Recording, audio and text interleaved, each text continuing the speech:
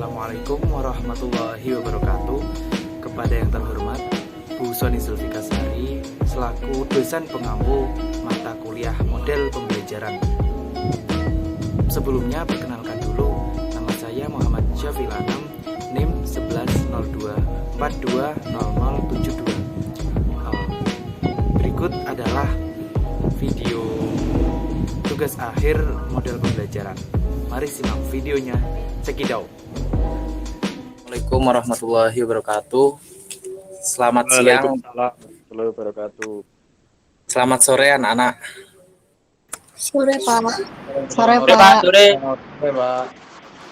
Bertemu lagi pada pembelajaran pada sore hari ini dengan Bapak. Sebelumnya, sebelum masuk ke pembelajaran, saya cek presensi dulu ya. Oh ya, kelihatannya udah join semua, jadi Bapak presensi hadir semua. Bagaimana kabarnya anak-anak? Apakah sehat? Alhamdulillah sehat. Amin. Alhamdulillah sehat. Ya. Sehat Pak. Baik.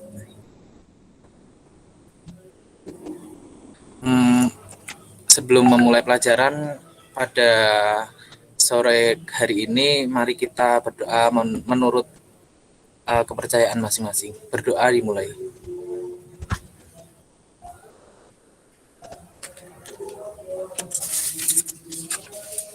Berdoa selesai.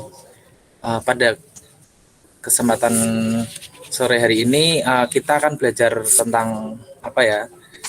Coba Bapak akan share screen dulu.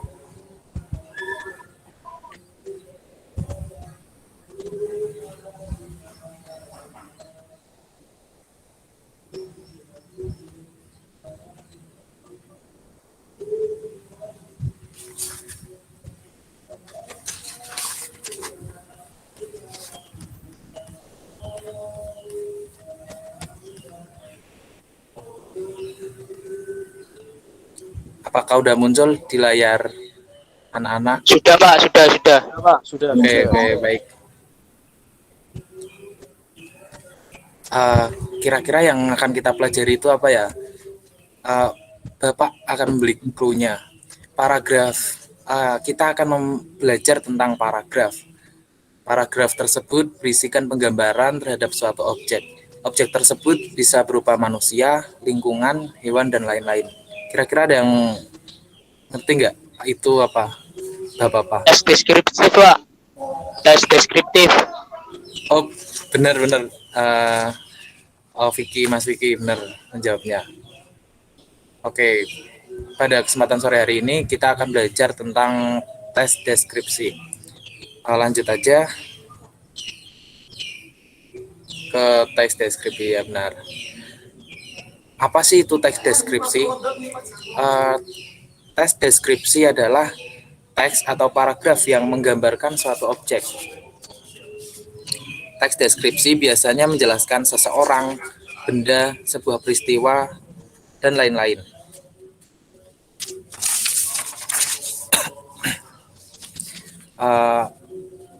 Misal nih,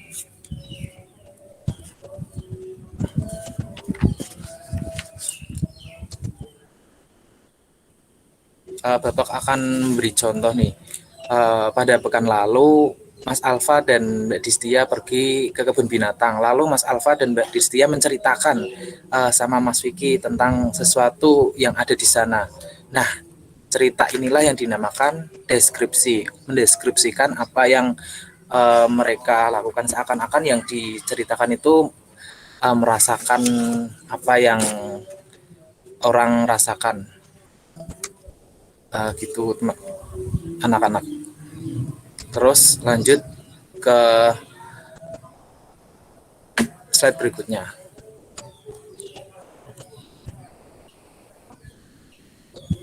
Ciri kebahasaan teks deskripsi. Yang pertama itu ada kalimat berisi penjelasan terperinci untuk mengkonkretkan objek. Contoh, apel itu berwarna merah, bentuknya bulat. Kalau sudah matang, rasanya manis. Nah, itu mendeskripsikan untuk mengkonkretkan suatu objek. Terus yang kedua, menggunakan kalimat yang menggunakan serapan panca indera. Maaf ya ini Bapak, apa itu typo dalam mengetik.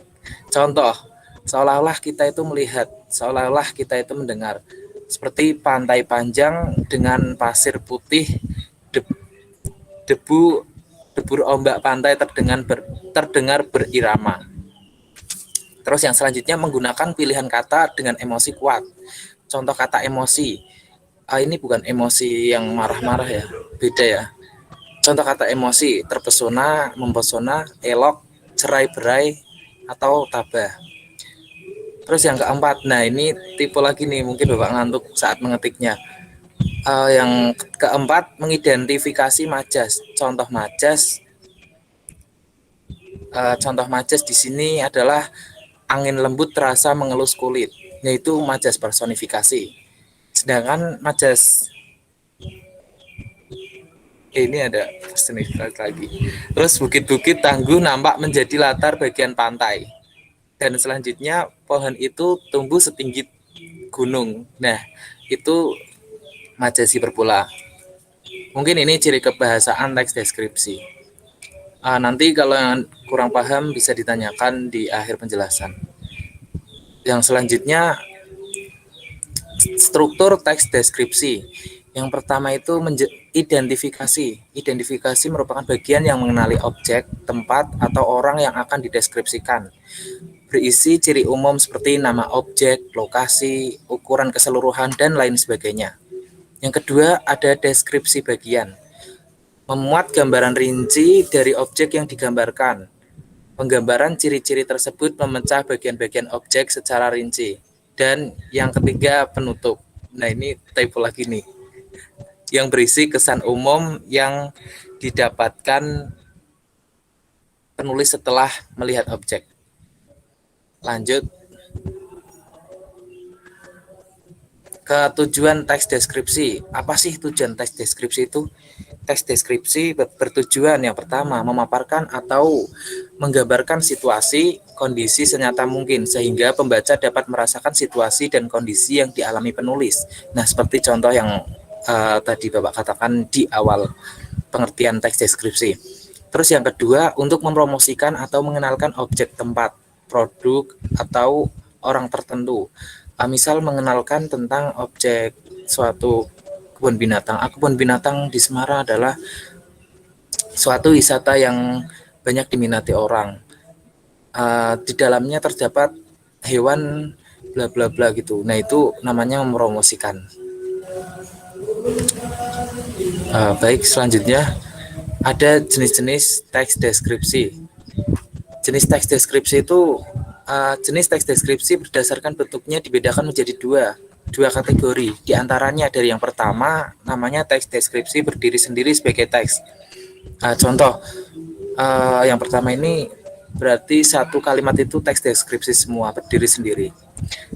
Terus yang kedua ada teks deskripsi yang menjadi bagian teks lain seperti cerpen, novel, lagu, iklan, dan lain sebagainya. Berarti teks deskripsi ini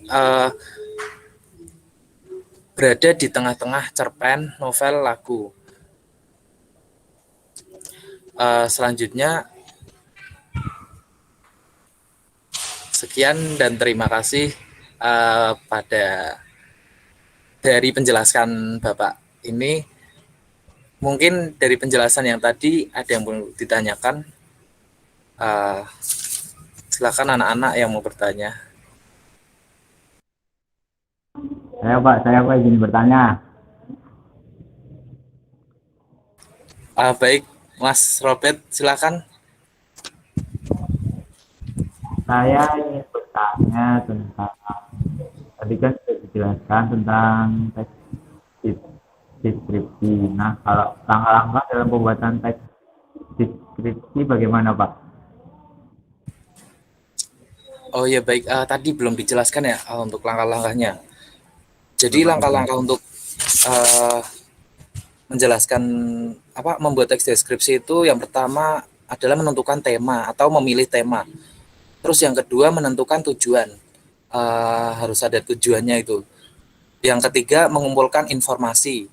Informasinya yang ada di sana itu apa saja, harus sesuai, nggak boleh hoax gitu.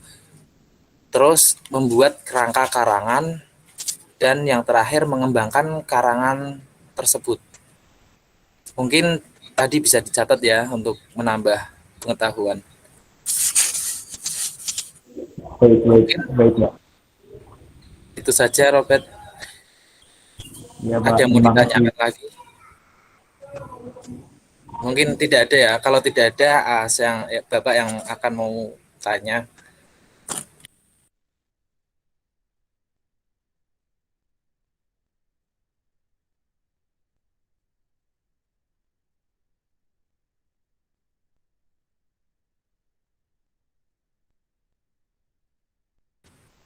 Bapak mau tanya kepada itu Mbak Distia. Bagaimana struktur teks deskripsi itu? Tadi Bapak udah menjelaskan. Izin menjawab, Pak. Struktur teks deskripsi diantaranya identifikasi, deskripsi bagian, dan penutup. Benar, berarti Mbak Distia nggak ngantuk ya tadi ya. Terus yang pertanyaan satu lagi nih untuk siapa ya? Mas Fajar. Yo. Tadi Ya, kan Pak. Bapak udah menjelaskan jenis-jenis teks deskripsi. Nah, berdasarkan bentuknya, teks deskripsi dibedakan menjadi dua. Yang dua itu apa saja? Coba Mas.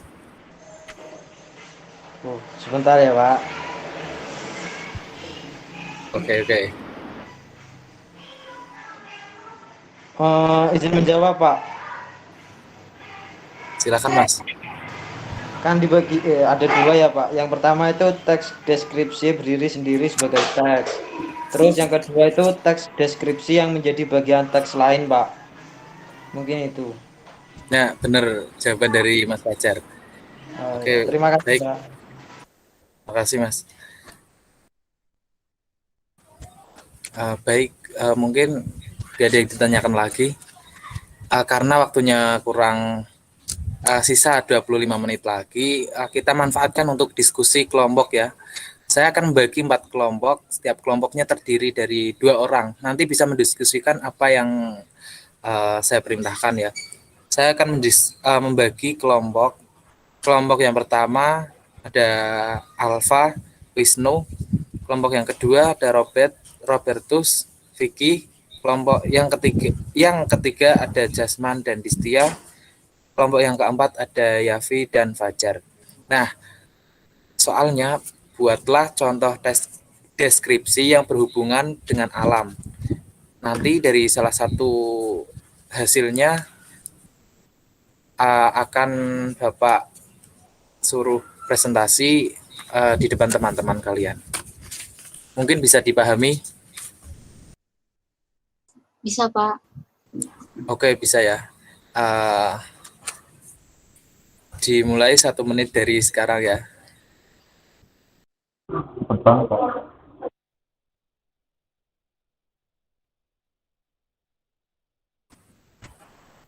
Pre-memory. Baik, 1 menit telah tiba. Saatnya kita mendiskusikan apa yang tadi udah didiskusikan oleh teman-teman dari kelompoknya Mas Wisnu dan Mas Alfa. Coba bisa memaparkan hasil diskusinya. Iya, Pak, sebentar, Pak.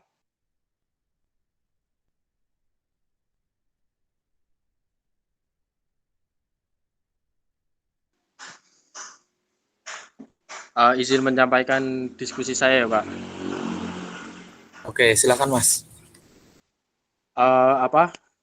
Gunung Bromo merupakan salah satu gunung yang menjadi tujuan wisata alam favorit di Jawa Timur. Letaknya di antara 4 kabupaten yaitu Probolinggo, Lumajang, Pasuruan, dan Malang. Ketinggian Gunung Bromo itu sekitar 2.329 meter. Terdapat kawah di tengah gunung ini untuk mendaki gunung dan melihat kawah. Untuk pengunjung biasanya harus jalan harus melewati padang pasir gitu Pak. Bila siang hari cuaca akan terik, namun udara biasanya masih tetap dingin. Itu Pak. Baik, mantap sekali jawaban dari Mas Alfa dan kelompoknya Mas Alfa dan Mas Wisnu ini. Ya, terima kasih Pak. Oke, lanjut ke yang satu lagi nih. Satu lagi untuk memaparkan hasilnya. Dari kelompoknya Mas Jasman dan Mbak Distia, bisa memaparkan hasil diskusinya. Izin memaparkan hasil diskusi, Pak. Baik, silakan Mbak. Perkebunan di daerah Lembang sangat asri. Di sana ada kebun stroberi, brokoli, tomat, dan sayuran lainnya. Udaranya yang sangat sejuk, akses jalannya menuju ke perkebunan, jalannya berliku-liku dan menanjak. Namun di sepanjang jalan, kita dapat melihat pemandangan pohon dan perbukitan. Bila beruntung, kita bisa melihat monyet yang bergelantungan di pohon. Sekian, Pak. Terima kasih, ini cukup baik ya. Baik semua lah. Mungkin nanti dari kelompok yang lain bisa kirim ke emailnya Bapak, nanti bisa di akhir pertemuan. Mungkin dari sini Bapak cukupkan karena sepertinya anak-anak udah paham tentang tes deskripsi. Terima kasih dari keaktifan anak-anak pada pertemuan hari ini. Dari sini saya akan menyimpulkan sedikit. Yang perlu diketahui adalah bahwa teks deskripsi itu menjelaskan tentang penggambaran suatu objek. Sebelum membuat teks deskripsi, perlu diperhatikan langkah-langkahnya, diantaranya menentukan tema, tujuan, pengumpulan informasi, membuat kerangka-kerangan, dan mengembangkan kerangka tersebut. Dengan struktur teks deskripsinya itu meliputi identifikasi, deskripsi bagian, dan penutup. Nah, dari pembelajaran pada sore hari ini, apakah ada pertanyaan lagi? Apakah ada yang ditanyakan?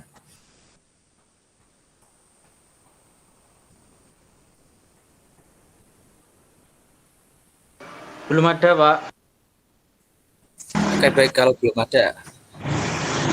Kayaknya nggak ada Pak. Oke, sepertinya udah paham semua ya. Oke lah. Mungkin nanti bisa ditanyakan di pertemuan minggu depan kalau masih bingung. Oke, baik. Sekian pembelajaran pada sore hari ini tentang tes deskripsi. Semoga bisa bermanfaat untuk kedepannya. Tetap semangat, selalu jaga protokol kesehatan ya anak-anak dimanapun berada. Saya pribadi meminta maaf apabila ada kesalahan dalam memaparkan pembelajaran.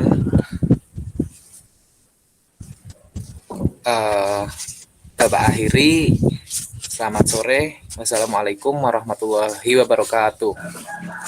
Waalaikumsalam warahmatullahi wabarakatuh. Terima kasih Pak. Pak. Oke, baik anak-anak. Silakan melanjutkan aktivitasnya. Baik, Pak.